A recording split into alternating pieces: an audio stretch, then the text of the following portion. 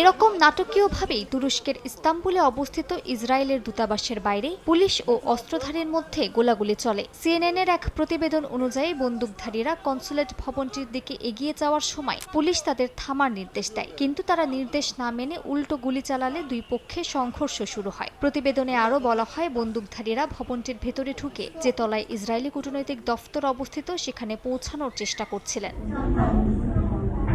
দূতাবাসে হামলার সঙ্গে জড়িত সবাই পুলিশের গুলিতে নিহত হয়েছে বলে জানিয়েছেন তুরস্কের স্বরাষ্ট্রমন্ত্রী। তিনি আরও জানান, হামলাকারীরা ইজমিত শহর থেকে ভাড়া করা একটি গাড়িতে করে ইস্তাম্বুলে আসে এবং এর মধ্যে তাদের পরিচয় শনাক্ত করা হয়েছে। তিনি আরও দাবি করেন, তাদের মধ্যে একজন ধর্মকে অপব্যবহার করে এমন একটি সংগঠনের সঙ্গে যুক্ত ছিল। এছাড়া হামলাকারীদের মধ্যে দুইজন আপন ভাই, যাদের একজনের বিরুদ্ধে মাদক সেবনের অতীত ইতিহাস রয়েছে। যদিও স্বরাষ্ট্রমন্ত্রী সরাসরি কোনো সংগঠনের নাম উল্লেখ করেননি, তুরস্কের কর্তৃপক্ষ জানিয়েছে আটক সন্দেহভাজনদের একজনের সঙ্গে ইসলামিক স্টেটের সংযোগ আছে।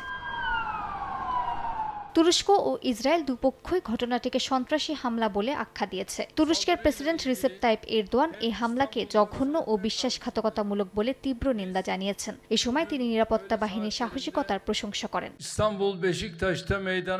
আজকের মতো জঘন্য ও উদ্দেশ্যপ্রণোদিত উস্কানিমূলক হামলায় আমরা কোনোভাবেই তুরস্কের নিরাপত্তা ও আস্থার পরিবেশ ক্ষতিগ্রস্ত হতে দেব না। ভয়াবহ এই হামলার পর ঘটনাস্থলে আতঙ্ক ছড়িয়ে পড়ে। এলাকাটি ঘনবসতিপূর্ণ এবং আশপাশে বহু আন্তর্জাতিক প্রতিষ্ঠান রয়েছে। এর মধ্যে এই ঘটনার তদন্ত শুরু হয়েছে এবং সংশ্লিষ্ট সব কূটনৈতিক মিশনে নিরাপত্তা জোরদার করা হয়েছে। মালিহা সুহরওয়ার্দী, সময় সংবাদ।